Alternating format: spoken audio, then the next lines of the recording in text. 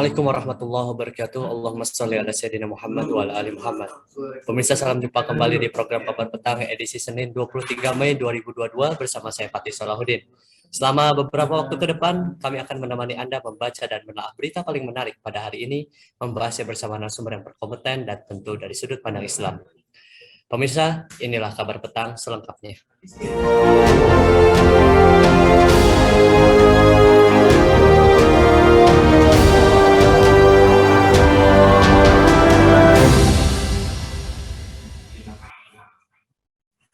Ketua MUI bidang dakwah dan ukhuwah Kiai Haji Khalil Nafis naik pitam gegara kedutaan besar kedutaan besar Inggris mengibarkan bendera LGBT. Khalil menyebut kedubes Inggris harus tahu diri sebagai tamu di Indonesia. Kita harus menegur mereka bahwa sebagai tamu harus tahu diri dan tahu tata krama negara mana dia berpijak.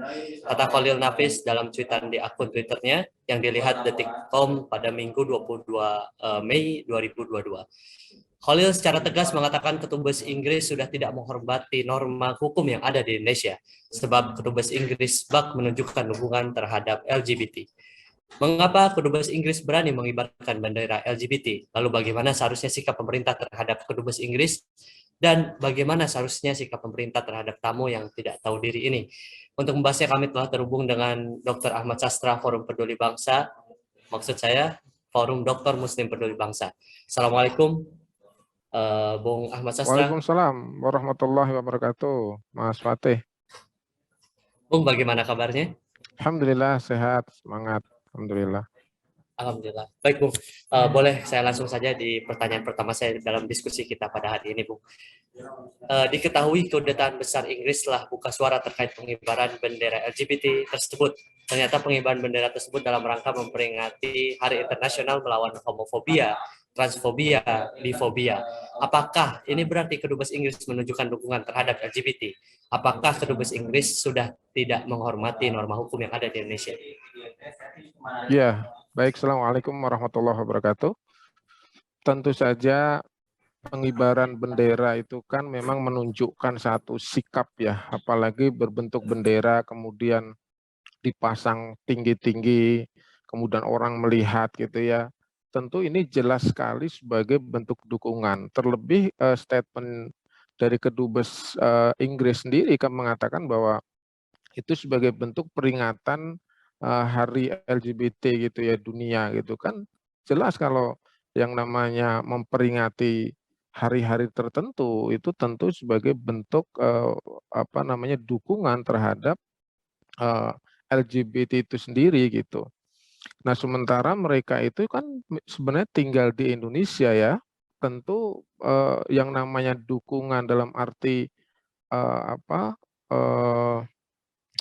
pemasangan bendera itu kan sebenarnya tidak harus dilakukan ya, ketika dia menyadari ada di mana, mereka tinggal di mana, dia sebagai kedubes di negara mana gitu. Dan sementara mereka kan di Indonesia, tinggal di Indonesia juga. Tentu mereka seharusnya paham tentang siapa itu Indonesia. Indonesia itu bagaimana membincangkan tentang norma-norma dan akhlak itu.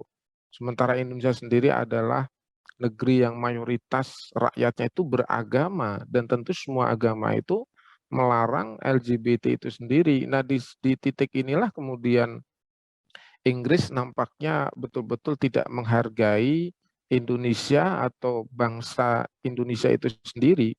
Saya kira itu jelas sekali ya bahwa ini bagian dari propaganda mungkin ya, propaganda Inggris itu sendiri untuk menyebarluaskan LGBT ini. Saya kira itu Mas Fatih ya.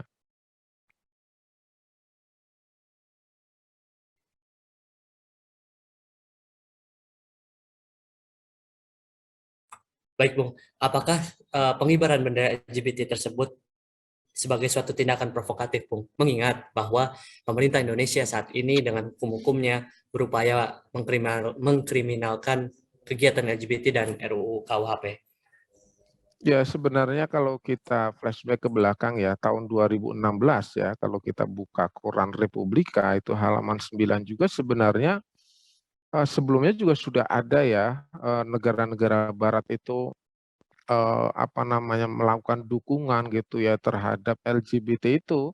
Itu kan tahun 2016 itu ya, Amerika Serikat itu ya, melalui Kedutaan Besar Amerika juga itu, menegaskan terkait dengan dukungan pernikahan sejenis ini gitu. Bahkan Dubes Amerika saat itu ya, Robert O. Blake itu ya, dia mendesak pemerintah Indonesia juga untuk mengambil sikap yang serupa.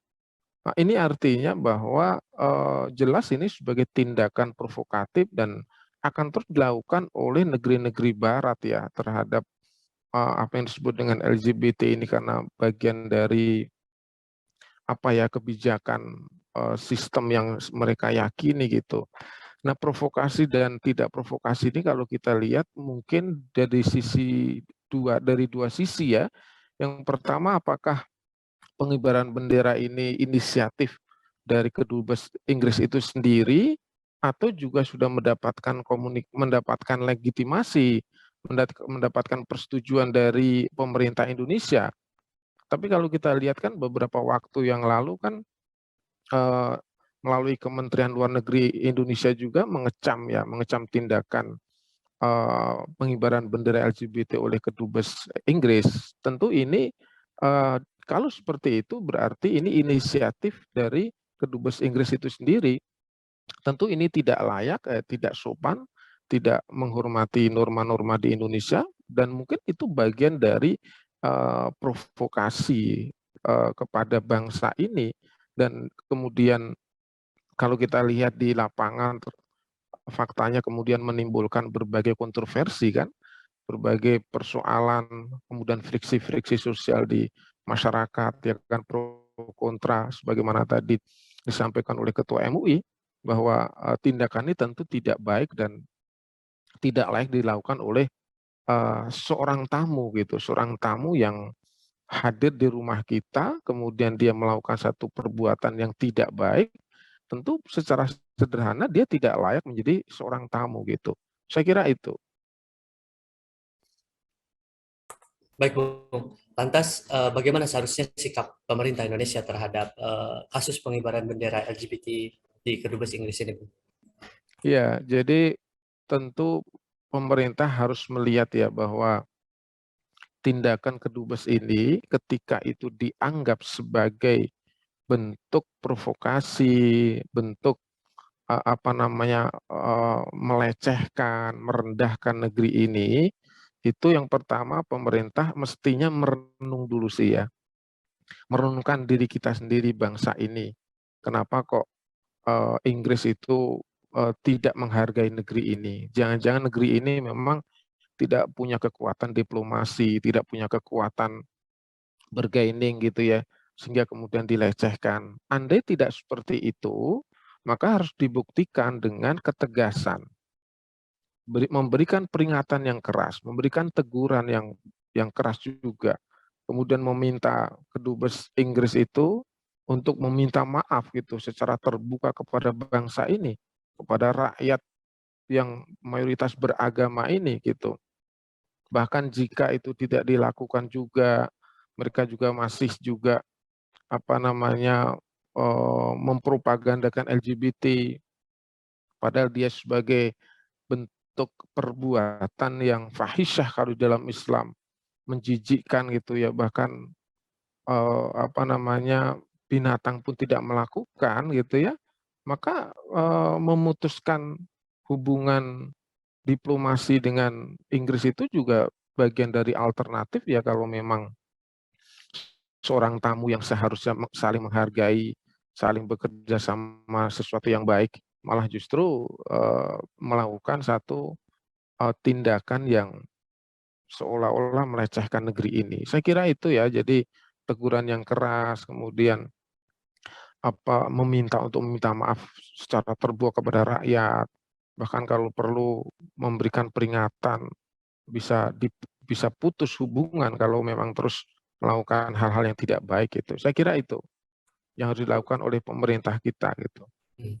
Baik, terakhir, Bung, bagaimana catatan Anda terkait kalau lebih luas, Bung, ya, pergerakan aktivis dan kelompok LGBT dalam menyuarakan persamaan hak dan hukum.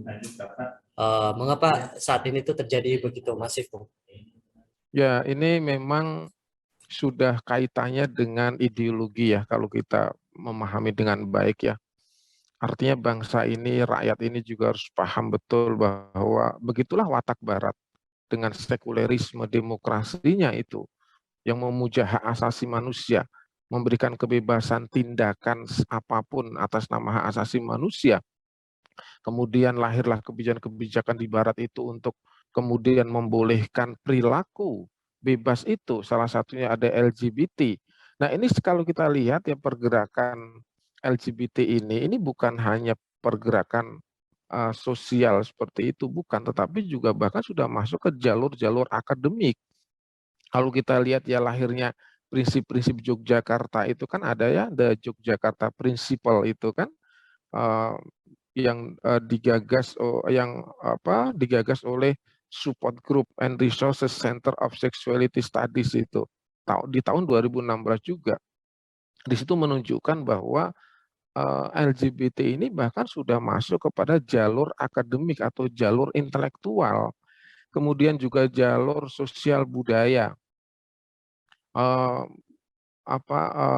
Propaganda LGBT ini juga bahkan melalui advokasi, konsultasi, film gitu, aksi lapangan, seni, media massa, dan seterusnya. Tujuannya kan agar masyarakat Indonesia itu menerima LGBT ini, kehadiran LGBT ini kan gitu. Jadi dari jalur sosial budaya juga mereka melakukan satu gerakan-gerakan. Kemudian juga jalur jaringan atau komunitas gitu ya.